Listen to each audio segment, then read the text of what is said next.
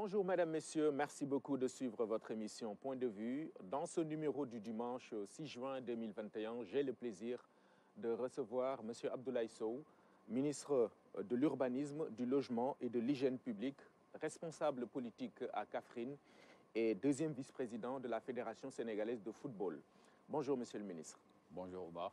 Merci beaucoup. Alors, nous commençons cette émission par la tournée économique du président de la République, le président Macky Sall, qui était chez vous il y a une semaine à Kaffrine. Inauguration d'infrastructures et lancement de projets et programmes. Quel bilan tirez-vous en tant que responsable politique local de cette tournée-là? D'abord, Omar, je voudrais que vous me donnez l'occasion encore une fois de vous remercier de m'avoir associé à cette importante émission, suivie très largement par tous les Sénégalais. Donc, pour aller vite dans le sujet, la première question que vous me posez, c'est sur cette belle tournée et cette belle initiative du chef de l'État dans les régions de Kaffrine, de Tamba et de Kédougou. Je crois que le bilan est tiré de lui-même par les populations qui ont accueilli favorablement d'abord ces initiatives, ces infrastructures. Un hôpital bâti sur 12 hectares avec tous les services spécialisés, avec un plateau technique très relevé qui puisse garantir des soins de qualité à toutes les populations de la région de Kaffrine et aux environs. Jadis, il y a quelques jours, il y a quelques mois, ces mêmes malades étaient transférés soit à Kaolack et à Dakar. Donc, et un investissement fait sur presque 20 milliards de francs CFA, c'est quand même assez costaud. Et ensuite, au-delà de cet hôpital moderne, il y a aussi la route Kaffrine-Ganda qui était d'une doléance de 45 ans, de 50 ans. Tous les chefs d'État de Senghor à Maître Abdoulaye, chacun avait promis, chacun s'était engagé. Je me rappelle, le ministre d'État Habib Sy était même venu, pour annoncer la bonne nouvelle, mais cette bonne nouvelle n'a jamais été exécutée. C'est avec la volonté du chef de l'État en 2017 que les travaux ont été lancés. Et en 2019 déjà, en 2021, cette route est déjà praticable et c'est une très belle infrastructure. Et vous avez vu l'accueil que les populations de Kaffrine et de Nganda ont réservé et l'expression d'une satisfaction. Oui. Et l'expression aussi d'une adhésion à une vision. Et l'expression aussi d'une population qui n'a jamais été aussi satisfaite. J'ai entendu dire, oui, un tel président a fait ceci, mais moi je suis fils de Kaffrine. J'ai tout fait dans ces régions, au-delà de la politique. Et regardons les investissements. Il n'y a même pas photo. En 12 ans, en termes d'investissement, on ne peut pas dépasser. En 12 ans, Maître Wade que j'ai soutenu, en 12 ans n'a pas fait plus de 4 milliards d'investissements en termes d'infrastructure pour Kaffrine. Oui. En une année, le président Macky Sall met un hôpital de 20 milliards, met une route de 11 milliards. La sphère administrative, vous avez vu, oui, elle est presque en finition, presque c'est 12 milliards d'investissements. Je ne parle pas des autres investissements comme le lycée d'excellence qui va arriver, comme le CRFPE, comme la compagnie de gendarmerie, etc. C'est Kaffrine est en train de renaître. Kaffrine est en train maintenant d'être dans les habits d'une belle région. Et les populations l'ont senti. Et vous avez vu cet accueil enthousiaste, populaire, qui n'était pas simplement un simple accueil. Tout le monde a vu que ça dépassait tout l'entreprise. Personne ne s'attendait à moins que ça. Parce qu'en réalité, l'expression d'une reconnaissance, mais aussi qui traduit la vision, mais aussi l'option du chef de l'État. Le chef de l'État a opté dès le départ pour une gouvernance de proximité. Et lui, il est proche de Odilon Barrot, qui disait simplement qu'on peut gouverner de loin, mais on n'administre bien que de près. Mais à côté de cette gouvernance de proximité, le chef de l'État a voulu toujours promouvoir l'équité territoriale. Il y a des choses qui n'étaient concentrées qu'à Dakar ou sur la côte ouest du Sénégal. Aujourd'hui, vous voyez que tous les services sont déconcentrés. Il y a une volonté d'investir dans toutes les régions du pays. Ce qui s'est passé à Kaffrine a été constaté aussi à Kédougou, très bientôt à Sédhiou, et après aussi dans la région de Matam et de Saint-Louis. Je veux dire que les Sénégalais aujourd'hui se retrouvent dans la politique du chef de l'État. Et c'est ça l'indice le plus important, le plus marquant de cette tournée. D'accord. Vous avez parlé de l'hôpital Thierno Birahim Ndao, qui pratiquement est un bijou. Mais aujourd'hui, beaucoup ont des appréhensions sur l'infrastructure, du moins sur son entretien.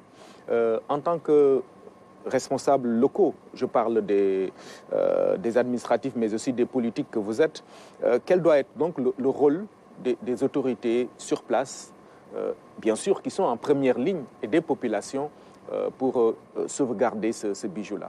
Oui, vous savez, ce que le chef de l'État pouvait faire, il l'a fait. Oui. C'est de construire, c'est de mettre des ressources suffisamment importantes pour répondre à l'attente des populations.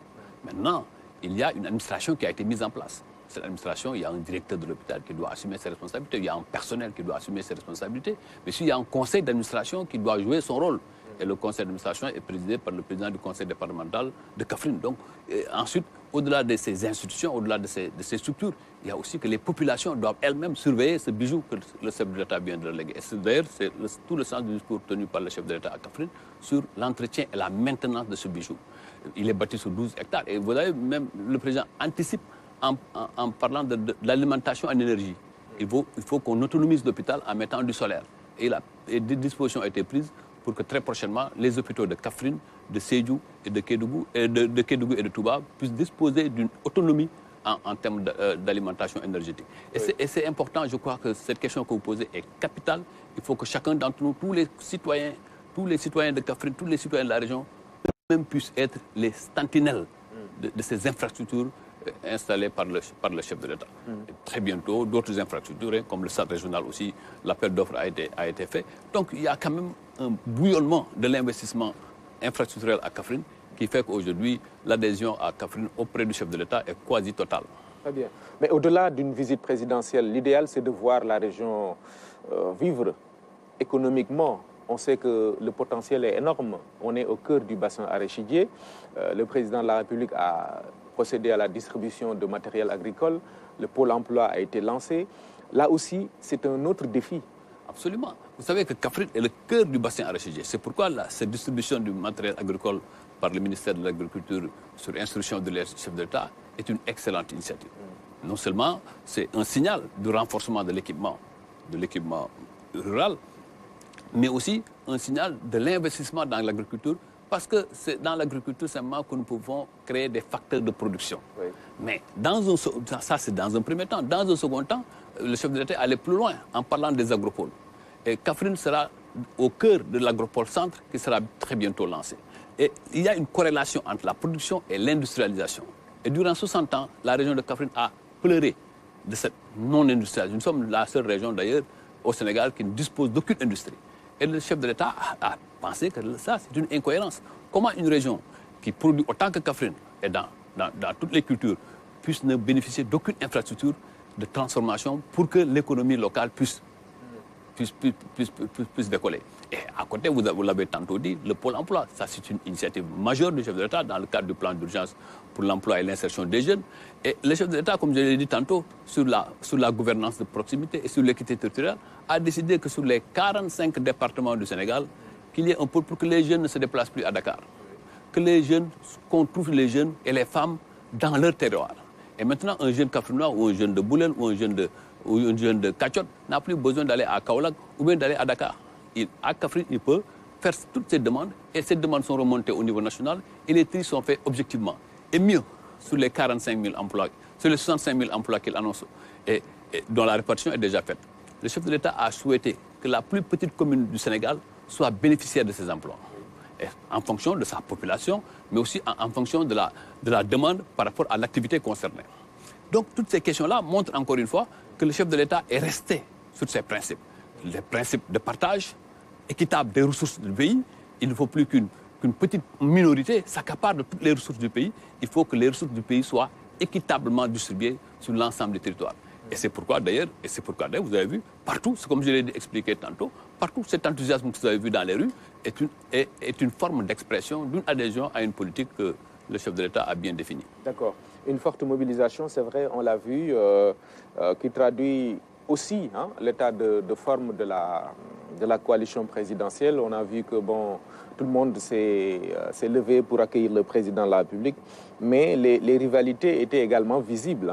Ça veut dire qu'il y a un choc du point de vue des ambitions. Oui, vous savez, l'état de la coalition dépend simplement du travail du chef de l'État, du travail du gouvernement. Et vous avez vu à Kaffrine l'enthousiasme que nous avons constaté partout, à Tambacounda, à Kédougou, partout, à Médina Gounass, c'est l'expression du travail bien fait. Oui. Maintenant, mais la politique, c'est la compétition.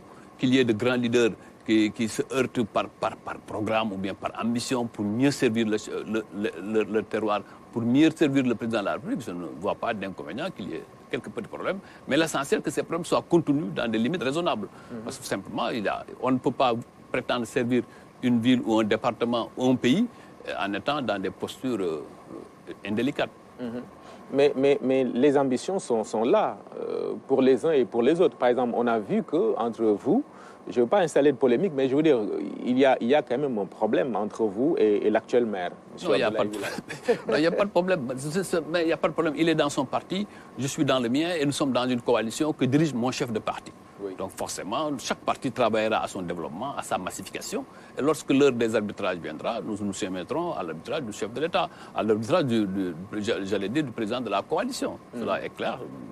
Maintenant, il est clair que nous avons un parti et je travaille tous les jours à la massification de ce parti avec tous les autres responsables du département et de la région.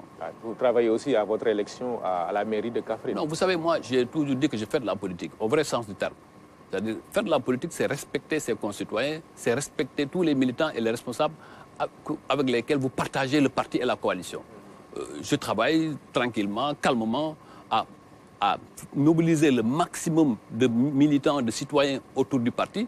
Et le reste maintenant, ce sont les militants et les responsables d'abord à la base. Et après, souverainement, le chef de l'État prendra les décisions auxquelles je me fais le devoir de respecter. D'accord. Alors, sur un plan national maintenant, l'opposition, on l'a vu, est dans une posture voilà, qu'on regarde. Des manifestations de rue sont annoncées après la publication de nos mémorandums sur les événements de mars dernier. Comment voyez-vous justement cette propension d'une opposition qui véritablement veut mettre la pression, si on peut le dire comme ça, sur le pouvoir? Oui, mais elle est dans son rôle de contestation, de remise en cause. C'est ça le rôle de l'opposition. Mais le problème, c'est qu'elle se heurte à une population qui est totalement acquise à la cause du chef de l'État, acquise aux réalisations du chef de l'État. Vous savez, on ne peut pas, entre le bavardage et les réalisations, le choix est très rapidement fait.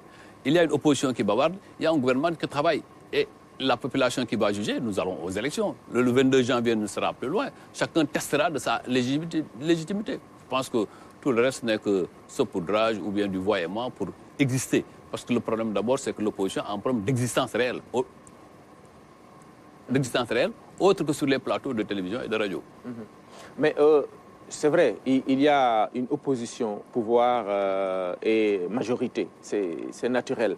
Mais est-ce que, sur la base de ce que je viens de signaler à votre niveau, au niveau local à Kaffrine, et qui est peut-être constaté dans d'autres localités, est-ce qu'il n'y a pas une autre adversité interne dans la coalition qu'il faudra d'ailleurs régler? Oui, mais les adversités, comme je dis, il faut les contenir.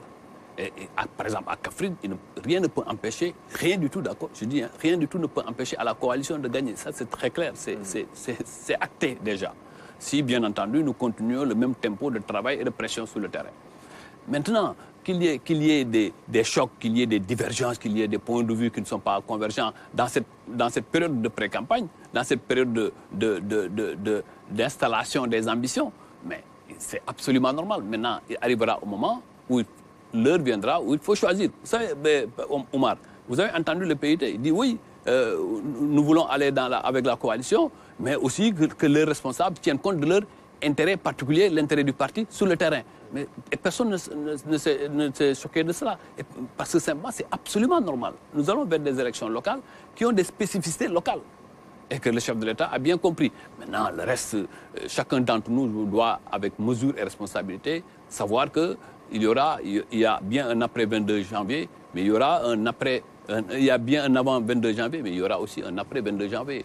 Et faire tout dans la responsabilité, dans la mesure qui nous permettent demain de nous retrouver autour du développement. Parce que je considère que, en tout cas, pour ce qui concerne Kaffrine, il n'y a pas d'opposition réelle. La seule opposition, c'est la pauvreté, les difficultés auxquelles il faut faire face. Et le chef de l'État nous a donné un coup de main extraordinaire en investissant très massivement sur les infrastructures. Je crois que maintenant, la balle est dans le camp des responsables de Kaffrine. Et comme ce qui se passe à Kaffrine, c'est ce qui se passe sur l'ensemble du pays.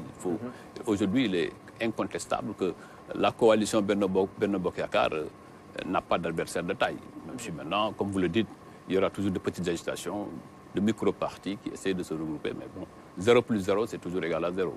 En tout cas, dans les débats qui sont actuellement soulevés, comme c'est le cas du découpage administratif, on ne manque pas de voir une démarche politicienne. Est-ce que vous pensez que c'est le cas?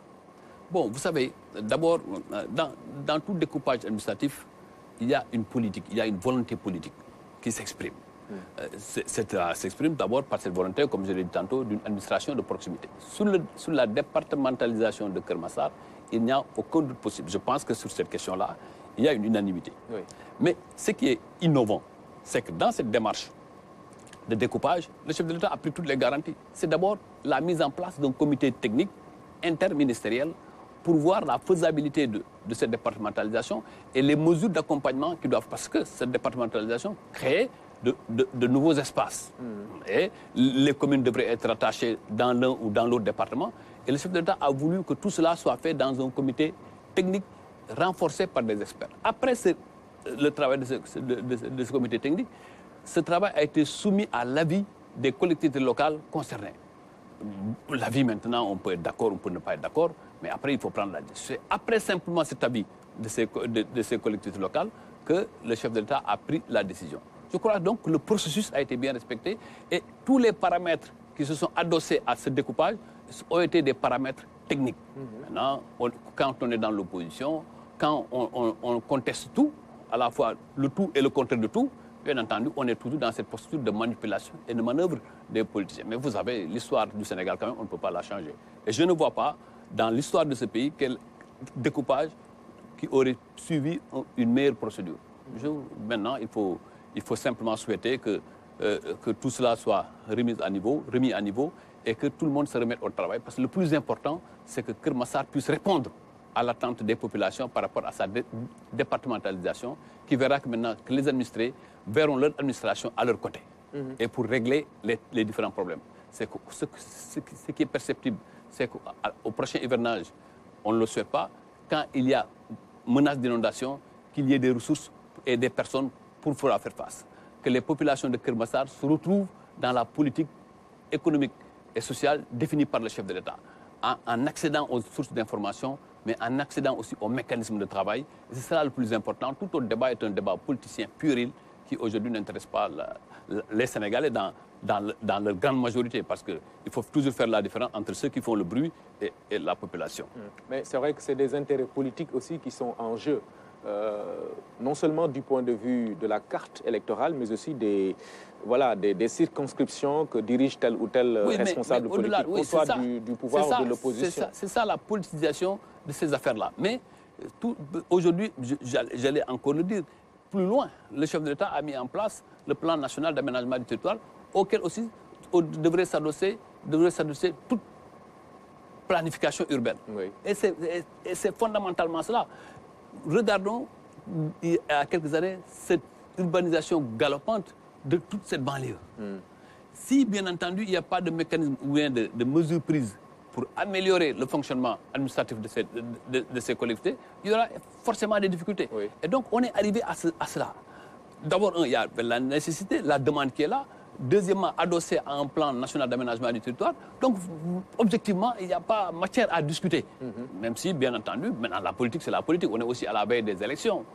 Forcément, chacun va tirer de son côté pour en tirer les meilleurs dividendes. Mais fondamentalement, aujourd'hui, s'il faut regarder les intérêts des populations de Keur Massar, il faut se réjouir de la volonté du chef de l'État de respecter ses engagements vis-à-vis des populations. D'accord. Alors, réussir le découpage, c'est aussi... comme on le dit, dans la réforme, corriger les incohérences territoriales. Absolument. Il n'y a pas que Keur Massar, bien sûr, il y a d'autres localités. Et cela suppose une sorte d'urbanisation maîtrisée. Vous avez tout à l'heure parlé d'une croissance urbaine galopante qu'on a connue et qu'on continue de connaître, qui a forcément donc un lien avec la réforme. Absolument. Vous l'avez tantôt dit, il y a encore beaucoup d'incohérences à corriger. Mais le chef de l'État a estimé que toutes ces incohérences-là, on ne peut pas les corriger en une seule journée. Et qu'il faut éviter qu'à l'approche des élections, qu'on ait l'impression qu'on se joue de la carte politique et qu'on essaie de faire comme la conférence de Berlin, d'arriver à se partager les choses. Moi-même dans la région de Kaffrine. Mais là, vous allez dans une commune comme Médina Salam 2. Pathé Thiangay est une commune extrêmement viable. Quand vous allez dans le Malem, à Sagnan, la commune de Niayène me paraît être viable. Mais ça, c'est mon point de vue. Il faut aussi le point de vue des techniciens. Il faut aussi tout un processus. Et le chef de l'État a voulu que tous les processus soient respectés pour que toutes les incohérences soient corrigées. regardez aujourd'hui la réalité des communes capitales régionales, capitales départementales, comme la commune de Kaffrine que je connais bien, ou la commune de Koungheul, sont toutes encerclées par des communes au point qu'il n'y a plus de surface même pour investir. L'hôpital de Kaffrine, tenez-vous bien. Oui. L'hôpital de Kaffrine n'est pas dans la commune de Kaffrine, mais est dans la commune de Kayi. Ces questions-là, comment les régler? Oui, on peut les régler par l'intercommunalité, c'est vrai, mais l'intercommunalité suppose aussi des conseils forts, des conseils suffisamment outillés, ou à défaut, prendre des mesures pour étendre les périmètres communaux. Ça, c'est des questions forcément qu'il faut régler. Mais au-delà de ces questions-là, comme je l'ai tantôt dit, il y a un plan national d'aménagement territorial sur lequel aujourd'hui, toutes les politiques de développement doivent être adossées. Oui. Mais mieux aussi, si nous voulons entamer des collectivités locales viables, sur des territoires viables, j'allais dire, mais il faut aussi une planification urbaine maîtrisée. Oui. Et aujourd'hui, au Sénégal, avec la communalisation intégrale, il n'y a que 13% qui disposent des outils de planification. 13% sur les 558-557 communes du Sénégal. Ça, il y a un effort à faire. Et le chef de l'État a donné les instructions pour qu'on accompagne toutes ces collectivités à détenir ces instruments de planification. Parce qu'on ne peut pas engager un développement sans une planification urbaine maîtrisée. Et c'est le sens du code de l'urbanisme qui est en train d'être revu? Le code de l'urbanisme, comme le code de la construction, le chef d'État a donné instruction pour que dans les 3 mois, qu'on puisse les nettoyer. Parce que ça même, c'est des codes qui ont vécu leur temps et qu'il fallait adapter à la nouvelle réalité, qu'il fallait adapter aux nouvelles exigences du développement du Sénégal. Et bien entendu, nous pensons que dans les jours à venir, ce projet-là, confié à des experts, ce travail sera achevé et ce travail sera partagé avec toutes les forces partenaires, les collectivités locales, les institutions, l'administration territoriale, toutes les forces en tout cas qui concourent au développement des collectivités, au développement de l'urbanisme, au développement de la construction, seront associées pour que nous puissions avoir un code accepté par tout le monde et qui sera soumis à l'appréciation et à la validation du chef, et qui seront soumis bien entendu à l'appréciation et à la validation du chef de l'État. D'accord. Alors, les logements sociaux, maintenant, c'est un axe prioritaire de la politique du président de la République, Macky Sall. Il y a beaucoup d'attentes, évidemment. Alors, je me mets à la place du Sénégalais lambda qui cherche un logement et qui exprime ses attentes. Comment faire pour en avoir? Là aussi, le chef de l'État a annoncé depuis avril 2019 2 marqueurs de sa politique durant ce mandat. C'est d'abord le programme Zéro Bidonville, je vais y revenir, et le programme Sénégal Zéro Déchet. Le programme Zéro Bidonville a une composante essentielle, c'est l'accès des citoyens au logement. Et il a annoncé le programme 100 000 logements durant 5 ans, par au moins 20 000 logements par an. Mais cela, le chef de l'État a pris d'abord les mesures préalables, c'est-à-dire le cadre juridique qu'il réorganise. Une loi sur l'habitat social. Il a créé des institutions pour ce faire, des structures pour ce faire, en créant le Fonds pour l'habitat social. Parce que le problème fondamental que les Sénégalais avaient, c'est sur la question de la garantie. L'accès au crédit bancaire était compliqué. Le chef de l'État crée un fonds spécial pour cela, pour la garantie, mais aussi pour la bonification des intérêts. Crée la société d'aménagement du foncier, de la rénovation urbaine, en lui donnant exclusivement pour une période donnée une compétence que sur les aménagements. Parce qu'au départ, l'aménagement se retrouvait dans les attributions du fonds. Le président a voulu qu'on corrige en spécifiant les attributions. Le fonds, simplement pour la garantie et la bonification des intérêts, et la SAFRU pour l'aménagement. Parce que simplement, le problème fondamental pour l'accès au logement, c'est d'abord l'accès au foncier. Et les promoteurs existaient, mais les promoteurs ont des difficultés pour accéder au foncier. Le chef de l'État nous demande de les accompagner pour accéder au foncier. Et là, c'est fondamental. Mais mieux, si on encourage ces promoteurs privés à pouvoir construire, forcément, les Sénégalais pourront accéder au logement. Mais à côté aussi, le chef de l'État nous demande d'accompagner nos promoteurs publics, que sont la SNHLM et la SICAP, pour leur permettre de retrouver leur lustre d'antan. Oui. Mais tout cela défini, le chef de l'État donne des critères et dit, oui, il faut d'abord que les populations, ceux qui sont concernés par ce projet, soient ceux qui n'ont pas encore accès à la propriété, ceux qui n'ont jamais eu de maison, mais aussi dont les revenus sont inférieurs à 450 000 francs. Oui. Et là, vous voyez que c'est carrément du social. Mais mieux, le chef de l'État aussi a fait accompagner en disant les promoteurs privés comme les promoteurs publics, je vais je vais participer à l'exonération sur les taxes. Ce qui fait que, mais maintenant, cette question aussi doit être étudiée de manière subtile et intelligente. Il ne faudrait pas que cette exonération puisse aussi bloquer un autre niveau de nos finances publiques. Oui. Et c'est pourquoi il faut être utile et que cette exonération ne soit pas détournée à d'autres fins. Et c'est pourquoi, en relation avec le ministère des Finances, nous sommes en train d'utiliser le mécanisme le plus approprié, étant entendu aussi auparavant que le chef de l'État avait donné instruction à une commission interministérielle co-présidée par le ministre des Finances et par moi-même, pour qu'on travaille globalement sur le financement du projet 100 000 logements. Et c'est important. Aujourd'hui, nous avons signé avec presque 7 promoteurs qui sont déjà engagés. Il y a que la SNHLM, comme la SICAP, sont engagés sur pas moins de 5 000 logements par an, ce qui quand même nous permettra dans une phase d'urgence que nous avons définie en 2021. Et nous pensons qu'à partir du mois de juillet, nous allons atteindre nos vitesses de croisière. Mais faudrait-il aussi faire accompagner tout cela par un écosystème de la construction. C'est vrai, en 2013, on a lancé la baisse du coût du loyer, mais c'est un acte volontariste fort. Ouais. Mais le chef de l'État a estimé que quelles que soient les décisions que nous aurons prises, ou bien l'arsenal juridique qui a été mis en place, si l'écosystème de la construction n'est pas amélioré, les prix seront toujours chers. Absolument. Et c'est pourquoi il a demandé à ce qu'on investisse davantage sur l'écosystème de la construction, mais en mettant le focus sur l'initiative nationale. Mais au-delà de cette initiative nationale, nous ferons aussi appel aux étrangers, bien entendu, dans une approche maîtrisée, dans une approche mesurée, qui permette dans quelques mois de voir que la logique de la construction a pris effet et que nous puissions non seulement répondre à l'exigence des 20 000 emplois par an, mais aussi répondre parallèlement à l'exigence d'une maîtrise du prix du loyer. D'accord. Aujourd'hui, vous avez dit, les attributions sont spécifiées, les mécanismes existent, et il y a une volonté forte d'aller vers des logements sociaux, carrément. Le mot n'est pas gratuit, parce qu'il faut viser les populations dont les moyens, les revenus ne sont pas extraordinaires. Les revenus sont modestes, pour tout dire. Absolument. Alors, quelles sont aujourd'hui les procédures que vous engagez pour permettre à ces populations-là, la grande majorité, d'accéder de façon allégée au logement? Oui, c'est ce que je dis tantôt. D'abord, les critères sont clairement définis. Personne ne peut les violer. Mais deuxièmement, il y a une plateforme qui a été ouverte qui permet aux Sénégalais de s'inscrire et de montrer qu'ils respectent les critères. Mais au-delà de l'inscription, parce que Oumar Ning peut se cacher derrière son clavier et mettre des informations erronées.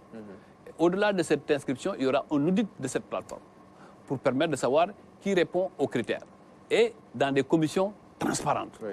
Et après seulement, il y aura attribution. Mais ce qu'il faut aussi noter, c'est que le chef de l'État nous demande de ne pas dépasser 12 millions dans les logements sociaux. 12 millions. Okay. Et des logements qui auraient dû coûter 20 à 21 millions vont coûter 12 millions et avec une garantie maîtrisée. Une garantie maîtrisée. D'ailleurs, beaucoup de partenaires techniques et financiers nous reprochent d'avoir dit qu'il n'y aura pas d'apport personnel. Mais ça aussi, c'est une volonté du chef de l'État. C'est une volonté de répondre à nos difficultés et de tenir compte de nos difficultés qui ne sont pas toujours les mêmes ailleurs. Et fondamentalement, ensuite, il y a cette volonté d'associer la diaspora. Oui. Il y a au moins 20% qui est réservé à la diaspora. Il y a quelques jours, Madame le secrétaire d'État Victorine Ndeye et Monsieur Moïse Sarr, secrétaire d'État sénégalais de l'extérieur, ont fait une mission dans beaucoup de pays africains et qui permettent de comparer les expériences des uns et des autres. Et très prochainement, les deux secrétaires d'État vont exposer sur cette visite qui a permis de comprendre les mécanismes, qui a aussi permis de comprendre le volume d'efforts fait par le gouvernement du Sénégal, et c'est ça le plus important. Sur la création d'emplois, il est attendu du projet 100 000 logements, plus de 437 000 emplois. Mais là aussi, c'est que dans les conventions que nous signons, le chef de l'État nous a demandé d'introduire une clause qui engage les promoteurs à créer des emplois, mais des emplois aussi qui seront créés là où le logement est fait. Parce que le logement ne sera pas qu'à Dakar. C'est une territorialisation. Il y a une territorialisation. Le chef d'État souhaite que cette politique de logement soit perceptible dans toutes les collectivités du Sénégal. Maintenant, cette approche va être une approche mesurée, prudente et progressive. Il ne s'agit pas d'y aller ex nihilo. Il s'agit d'avoir une maîtrise des choses et une maîtrise des données. Et je crois que fondamentalement, ce projet est un projet phare. Et un projet qui va totalement révolutionner le monde de l'habitat et toutes les institutions, c'est pourquoi d'ailleurs les partenaires techniques et financiers ont décidé de l'accompagner avec beaucoup d'engagement et je profite de cette occasion pour les remercier pour cet engagement. D'accord. Alors la part maintenant de l'hygiène publique dans la création d'emplois, les emplois spéciaux annoncés par le président de la République à hauteur de 65 000, la répartition est faite. Aujourd'hui, sur quoi vous travaillez exactement? Oui, bon, sur cette question aussi, d'abord, il faut se réjouir du travail qui a été fait. Mieux aussi, c'est que le chef de l'État, comme je l'ai tantôt annoncé dans une première partie, qu'il y a deux marqueurs de sa politique au niveau du ministère de l'Urbanisme, du Logement et de l'Hygiène publique. C'est d'abord le programme Zéro Bidonville et Sénégal Zéro Déchet. Et le Sénégal Zéro Déchet est décliné par deux structures. L'UCG, que nous voulons transformer d'ailleurs en Société nationale de gestion des déchets. Et ensuite, il y a la Direction générale du cadre de vie. Et ces deux structures combinées travaillent à la mise en œuvre de cette volonté du chef de l'État de voir un Sénégal propre. Il y a quelques années, l'UCG était confiné à Dakar. Le chef de l'État nous a demandé de faire de telle sorte que l'UCG soit perceptible sur ses actions dans tous les pays. Nous avons démarré avec au moins 7 régions pour cette année, dans un plan d'urgence, pour que dans toutes ces 7 régions, qu'il y ait la manifestation du Sénégal propre. Et c'est pourquoi, c'est fondamentalement ce qui explique le fait que le chef de l'État ait décidé de mettre 10 000 jeunes dans le nettoiement, dans l'hygiène publique. C'est important. Et ça nous permettra, dans chaque commune du Sénégal, de voir au moins 10 agents qui vont travailler sur la propreté et sur le nettoiement. Et cette répartition sera faite de manière démocratique, de manière transparente, à partir des données que l'UCG a, mais aussi à partir des données que les pôles vont avoir. Et puis, le chef de l'État procédera à tous les arbitrages pour que l'équité territoriale qu'il a annoncée, pour que la transparence qu'il a annoncée soit respectée. Et parallèlement, le chef de l'État met 2000 jeunes dans le cadre de vie. Parce que c'est bien de nettoyer. Oui. Mais s'il faut nettoyer aussi, il faut aménager.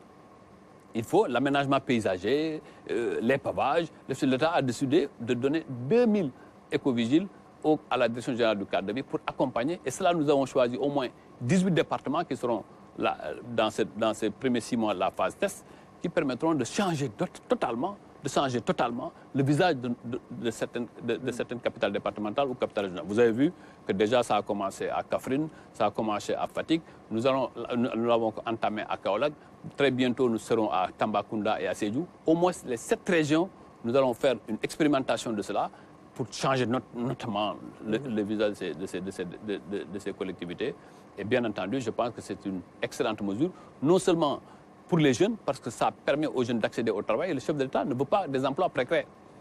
Il a donné instruction au gouvernement de faire des contrats de 2 ans. Oui. Et lorsque ces jeunes seront testés, parce que aussi, il ne faut pas que les jeunes pensent que ce sera de la facilité.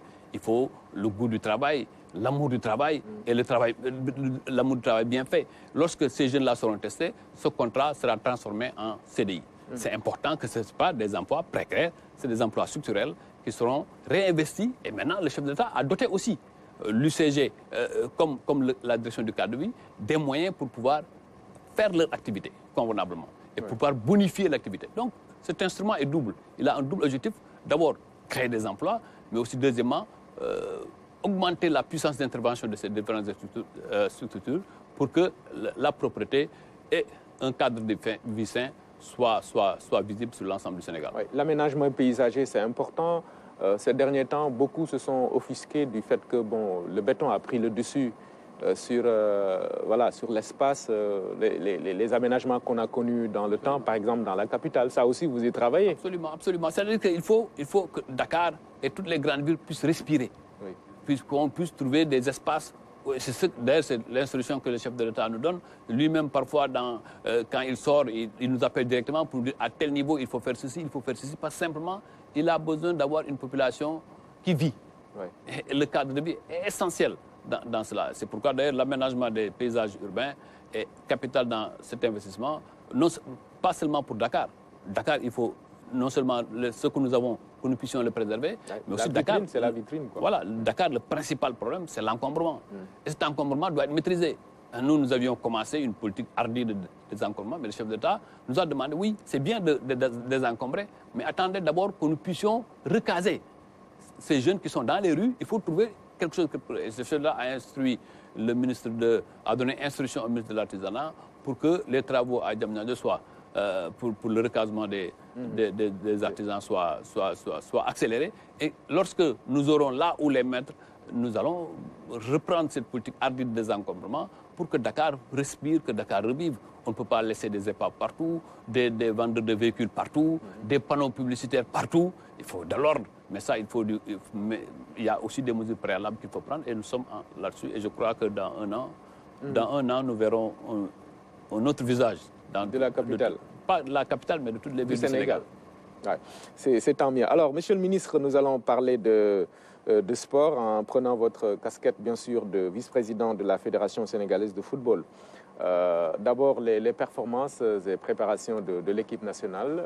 Hier, on a joué contre la Zambie. Mardi, ce sera contre le Cap-Vert. Des matchs amicaux qui permettent de voir un peu le niveau de performance de notre équipe nationale. Comment est-ce que vous l'appréciez, vous, en tant que dirigeant? Oui, je considère que c'est une bonne opportunité prise par la Fédération sénégalaise de football. Nous sommes sur des périodes FIFA. Normalement, nous devions jouer les éliminatoires de la Coupe du Monde. La FIFA a préféré décaler au mois de septembre pour permettre à beaucoup de pays africains de remettre à jour leur infrastructure. Cette période, nous choisissons de jouer la Zambie, qui ne nous a pas toujours souri, hein, il faut aussi le rappeler, et de jouer aussi contre le Cap-Vert. Je pense que hier, la demi-finale, la première mi-temps que nous avons vue était une première mi-temps de très grande qualité, d'une très grande équipe. Mais je pense que c'est comme ça qu'il faudra jouer. Il n'y a plus de matchs amicaux. Hein. Tous les matchs comptent dans la vie. Et je crois que les Sénégalais s'attendent à avoir une équipe performante tous les jours. Et hier, on a donné une belle leçon d'une bonne équipe qui peut nous valoir de très bonnes satisfactions. Ouais. La satisfaction, c'est ça véritablement l'attente des populations sénégalaises de voir une Coupe d'Afrique venir ici au Sénégal. Vous pensez que cette fois, ça peut être possible? Elle a été toujours possible. Mais moi, je suis un sportif. On ne gagne pas, on ne décrète pas la victoire dans une compétition. Mais notre rôle, c'est de réunir toutes les conditions pour une victoire du Sénégal. On l'a toujours fait, hein? Oui, mais un ballon qui tape sur le poteau, ou bien comme ça, personne ne peut maîtriser cela.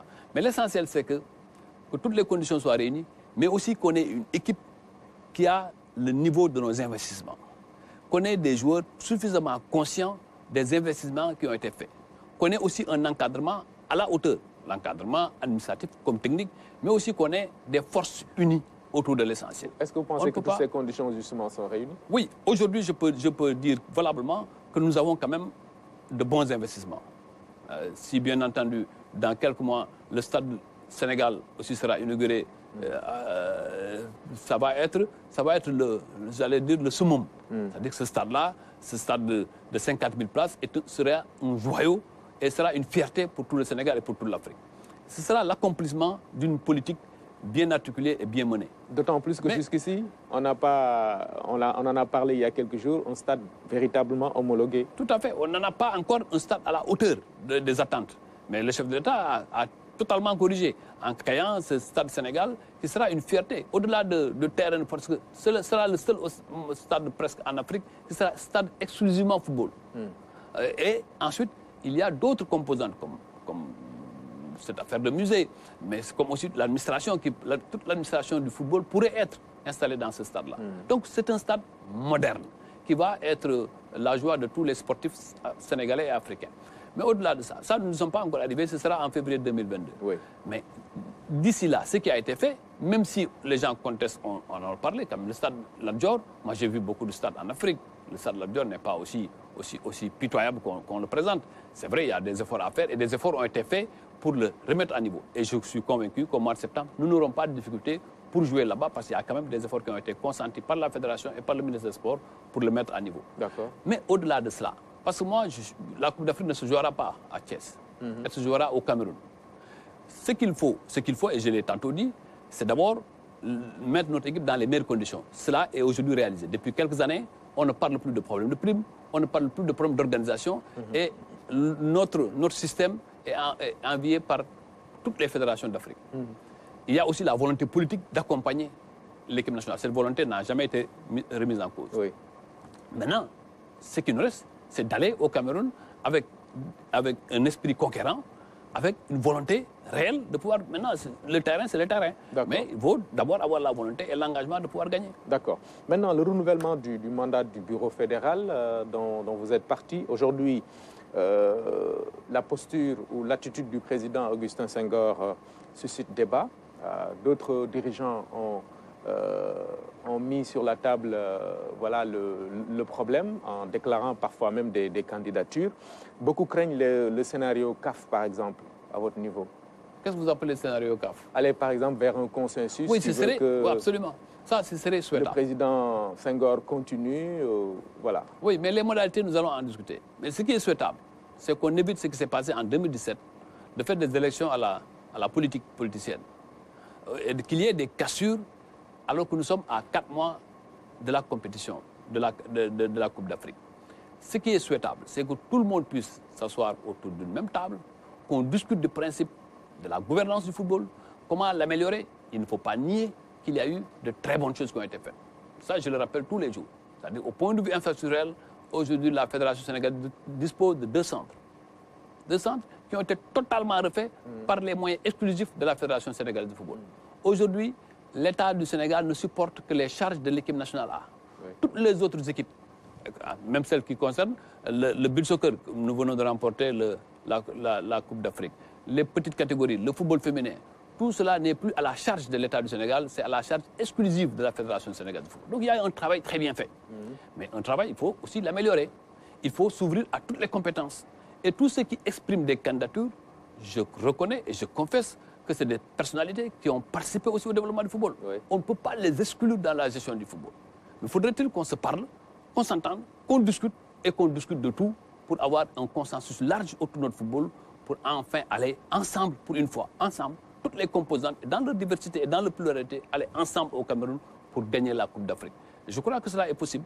Et cela... Aller ensemble, ça exclut un renouvellement du bureau? Oui, mais dans tous les cas, il y aura un renouvellement. Même si un consensus est fait, le consensus doit être matérialisé à l'Assemblée générale. C'est ça, ce sont les règles.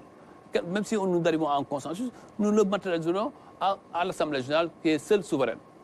Mais cela, Oumar, ça demande de la volonté, ça demande du dépassement, ça demande de l'effacement de quelques rancunes tenaces qui n'ont aucune place dans le milieu du sport. Parce qu'il y en a Oui, mais aussi, il faut que les gens apprennent à raison garder. Il faut, quand on vit dans un moment, on doit, année en année, en avoir la maturité et l'exemplarité.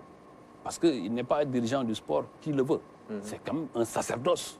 Parce que contrairement à ce que les gens disent, il n'y a pas de grande sinécure autour de ça. Il n'y a que la passion qui nous gouverne dans cette action. Comme c'est la passion et l'envie de servir notre pays, nous devons pouvoir discuter, nous pouvons être autour d'une table, discuter pour avoir des consensus forts. Cela se fait dans tous les pays du monde. Dans tous les grands pays du football, aujourd'hui, c'est des consensus forts qui les gouvernent. Et ce sont ce consensus-là qu'il faut chercher au Sénégal à tout prix pour arriver à une équipe stable, mais à une équipe plurielle qui nous permette de prendre en charge les intérêts du Sénégal. C'est cela qui rassurera le gouvernement qui investit ses moyens, c'est cela qui rassurera le peuple sénégalais, mais aussi c'est cela qui rassurera notre équipe.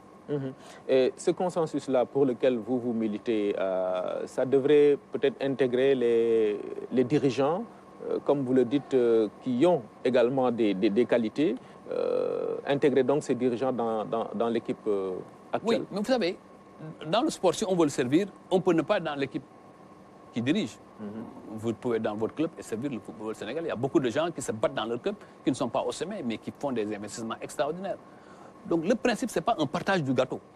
Le principe, c'est d'améliorer. L'important, c'est d'être dans les instances de décision. Voilà, absolument. Mais c'est de vous revoir les principes de gouvernance, le projet que nous devons avoir en commun, et que ce projet soit projet du Sénégal. Il ne sera pas le projet de Augustin Senghor, ni de Louis Lamotte, ni d'Abdoulaye Sow, ni de Madi Touré. Il sera un projet du Sénégal que nous devrons partager sur les principes et renforcer les liens de solidarité qui existent malgré nos pluralités, malgré nos divergences de point de vue. Ça, moi, je considère, je confesse que moi, je suis un produit de la démocratie. J'accepte toujours que des idées contradictoires. Je ne suis pas dans le nihilisme ou bien dans l'autosatisfaction ou bien dans des égos surdimensionnés. Moi, je me remets toujours en cause dans ma vie. Et je considère que c'est cela qui doit être le principe de tout homme qui aspire à diriger toute association, petite soit-elle. Ouais, mais si le consensus va dans la direction peut-être voulue par l'équipe existante, quand même, c'est maintenir l'équipe dirigeante actuelle, c'est... Mais bon, non, pas l'équipe, parce que l'équipe dirigeante actuelle, forcément, sera remodelée. Oui. Forcément, parce que c'est un processus. Mais là n'est pas le plus important. Comme je dis, le plus important, ce sont les consensus et la gouvernance. Maintenant, à défaut de consensus, Omar, on est aussi dans une démocratie. À défaut de consensus, on aura beau parler, mais après, il y aura les urnes. Et les urnes, c'est un verdict implacable du rapport de force. Ouais, mais là aussi, il faut qu'on respecte les paroles données. Par exemple, le président actuel, Augustin Senghor, ce qu'on lui reproche, c'est d'avoir fait un revirement de dernière minute. Je n'ai pas encore entendu Senghor dire qu'il est candidat. J'attends le moment de cette déclaration de candidature. Mais encore que moi, je considère que c'est très léger. Il faut qu'on arrive à bâtir notre football sur la base, non seulement il a dit ceci, il n'avait pas dit ceci. Pour moi, ce n'est pas important. Le plus important, c'est ce que nous voulons bâtir ensemble. Si la personne la plus indiquée, c'est Senghor, mais ceux qui le croient vont se battre pour. Mais évidemment, comme je l'ai dit tantôt, il faut dépersonnaliser le débat et mettre en avant la notion de projet et de principe. Vous, dans tous les cas, vous n'êtes pas pour une présidence, vous n'êtes pas candidat. Non, c'est sûr. Moi, vous savez, moi, je suis clair dans ma vie. Ouais. Dans ma vie, j'ai toujours, depuis quelques années, j'ai toujours dit, malgré la sollicitation de beaucoup de clubs. Ça, Omar, excusez-moi de ma fausse modestie, si j'étais candidat, les choses auraient changé. Ah oui. Mais bon, c'est moi qui ai opté, parce qu'aussi, il faut éviter la dispersion. Ouais. Éviter de disperser. J'ai beaucoup de responsabilités politiques et administratives qui m'empêchent d'être aujourd'hui à la tête d'une fédération. Mais je reste un sportif passionné. Je reste un membre du football. Et personne, je dis bien, ça je suis très clair, ne peut me sortir de cette passion. Et je suis convaincu que je vais mourir avec cette passion pour le football. Donc, quelle que soit la station où je suis, et quels que soient les moyens dont je dispose, quel que soit aussi le calendrier qui me fait défaut, je réserverai au moins une minute au football et au sport. D'accord. Donc, vous ne soutenez personne, vous êtes pour le consensus? Bon, le moment venu, je me déterminerai. Je recherche le consensus, je cherche à avoir toutes les forces unies autour d'un projet, autour d'un principe. Mais à défaut, je suis un acteur, je suis président de club aussi. Je suis président de club, je suis président de ligue. Donc forcément, je vais me déterminer. Et moi, je ne suis pas blanc le noir et noir, blanc le soir et noir la nuit. Non, moi, je ne suis pas du genre. Lorsque le consensus que nous cherchons de tous nos efforts n'arrivera pas à terme, ce seront les élections. Et à partir de ce moment-là, nous allons nous déterminer. D'accord. Merci beaucoup. Monsieur le vice-président de la Fédération sénégalaise de football. Merci, monsieur le ministre de l'urbanisme, du logement et de l'hygiène publique. Merci beaucoup, monsieur le responsable politique à Kaffrine. Merci. C'est moi qui vous remercie, Omar, de m'avoir encore donné une occasion de discuter avec nos compatriotes.